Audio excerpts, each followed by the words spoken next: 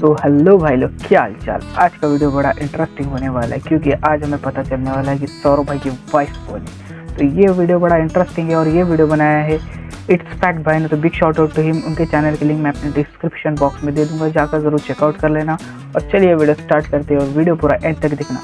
Channel को like और subscribe भी जरूर कर देना। सौरभ जोशी की शादी ये किससे होने वाली है? और ये कार्टून्स के एपिसोड्स के स्टार्ट तो बहुत अच्छे होते हैं, लेकिन आपने इनके एंडिंग्स को इमेजिन भी नहीं किया होगा। अगर आप इस मंथ में पैदा हुए हो तो आपके लिए मेरे पास एक बुरी खबर है। पर वो मंथ कौन सा है और ये कौन सा फ्रूट है जिसे बस आप सूंघ के अपनी भूख मिटा सकते हो? उसे खाने की जरूरत ही नहीं है कि ये कौन सा फ्रूट है। भाई वीडियो को एंड तक देखना क्योंकि ये गजब फैक्ट से भरा हुआ है। और अभी तक चैनल को सब्सक्राइब नहीं किया तो सब्सक्राइब करके बेल आइकन जरूर दबा देना। नंबर 15, क्या आपको पता है दुनिया का हर एक गोल्ड का टुकड़ा जो जमीन से निकाला गया था आज भी वो कहीं ना कहीं एग्जिस्ट करता है। ये सच है। गोल्ड एक ऐसा मेटल है जिसे ना कभी भी जंग लगता है और ना ही उसकी चमक कभी धुंधली पड़ती है। इसकी चमक ऐसी होती है जैसे ये कल ही बनाया गया हो। गोल्ड के एटम्स इतने स्टेबल होते हैं कि वो हवा, पानी, एसिड, इनसे इसको कोई फर्क नहीं पड़ता। साइंस कहता है कि जितना भी गोल्ड अब तक अर्थ से निकाला गया है उसका ऑलमोस्ट हर एटम अभी भी दुनिया में कहीं ना कहीं मौजूद है, चाहे किसी के रिंग में, बैंक लॉकर में या ओल्ड फोन के मदरबोर्ड में। नंबर 14, सिर्फ 5 में से 1 लोग अपने टोज को अलग अलग हिला सकते हैं। साइंस की माने तो हमारे टो मसल्स एक दूसरे से इंटरकनेक्टेड होते हैं और ब्रेन उन पे अलग अलग कंट्रोल रखना नहीं सीखा। लेकिन रिसर्च कहता है कि सिर्फ 20% ऐसे लोग हैं जिनका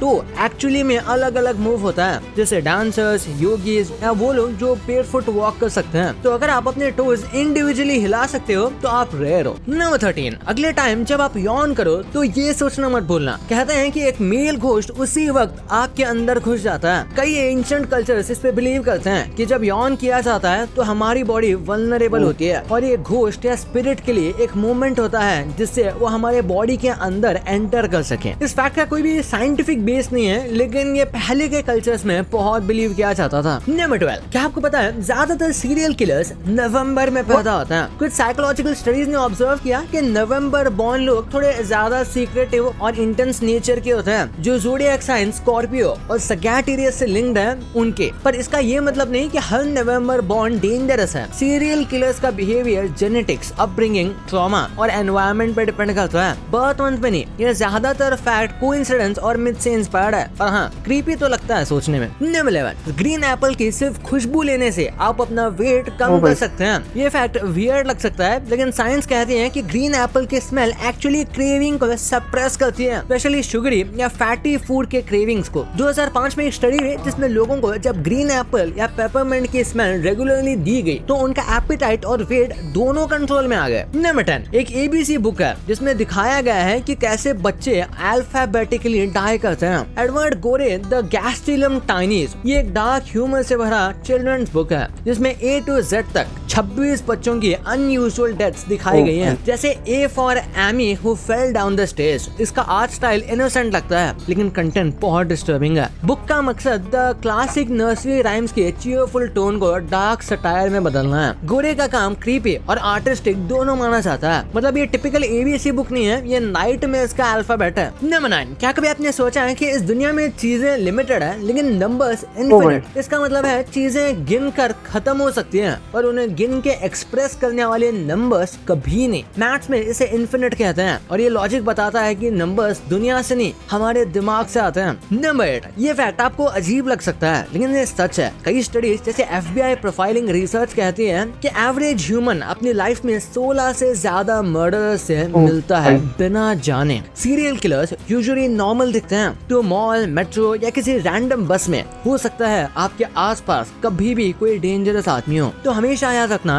डोंट जज a book by its cover. Number 7, आप जब तक ये फैक्ट सुन रहे हैं तब तक मैकडॉनल्ड के आउटलेट से 300 बर्गर्स जा चुके हैं। नहीं समझे? ग्लोबली मैकडॉनल्ड्स हर सेकंड 75 बर्गर्स बेचता है, मतलब हर मिनट 4500 और हर घंटे 2,70,000। मैकडॉनल्ड्स के पास दुनिया भर में 100 से भी ज्यादा कंट्रीज में 40,000 से भी ज्यादा आउटलेट्स हैं। नंबर 6, जब हम सपना देख रहे होते हैं तो हमारा दिमाग एक अमेजिंग ट्रिक करता है। उस समय हमारी बॉडी टेम्पोरेरीली टेम्परेरी पैरालाइज्ड हो जाती है और इस प्रोसेस को कहते हैं रेम अटोनिया। ये एक नेचुरल प्रोसेस है जो हमें इसलिए होता है ताकि हम अपने सपनों के एक्शंस को रियल लाइफ में ना रिपीट कर दें। जरा सोचो, अगर आप अपने सपने में भाग रहे हो या किसी से लड़ रहे हो और वो रियल में हो जाए तो क्या होगा? इसी वजह से ब्रेन बॉडी को सुला देता है, लेकिन कभी भी यही पैरालिसिस जगते वक्त भी हो जाता है, जिसे स्लीप पैरालिसिस कहते हैं और ये काफी डरावना एक्सपीरियंस है एक्चुअली। नंबर 5, एक बार लंदन का आइकॉनिक बिग बेन क्लॉक 27 मई 2005 को रात के 10:07 पर अचानक रुक गया था। कारण था मैकेनिकल फॉल्ट, शायद हीट या स्ट्रेस की वजह से। अगले दिन सुबह तक ये रिपेयर भी हो गया। क्लॉक्स में ऐसे ब्रेकडाउन्स नॉर्मल है, पर ऐसे लेजेंडरी क्लॉक का ब्रेकडाउन ये हिस्टोरिक माना जाता है। नंबर 4, SpaceX ने अपने लॉन्च पैड पर SLC-40 पर एक नया इमरजेंसी सिस्टम इंट्रोड्यूस किया है। एक हाई स्पीड इन्फ्लेटेबल स्लाइड, बिल्कुल एयरप्लेन स्लाइड जैसा, जैसे कि आप इस वीडियो में देख सकते हैं। ये पूरा स्लाइड एक बंद टनल जैसा बना हुआ है, जिसमें एस्ट्रोनॉट सीधे अंदर से स्लाइड करके सेफ जगह पहुंच जाते हैं। पहले के टाइम में नासा के लॉन्च पैड्स पर slide wire basket system use होता था, एक ओपन केबल जिसमें एस्ट्रोनॉट्स को लटक के नीचे आना पड़ता था, लेकिन इसमें ऐसा बिल्कुल नहीं है। नंबर 3, ज्यादातर लोग गूगल रोज यूज करते हैं, लेकिन उन्हें ये पता नहीं कि गूगल असल में बिलियंस कैसे कमा लेता है। सर्च एड से लेकर यूट्यूब तक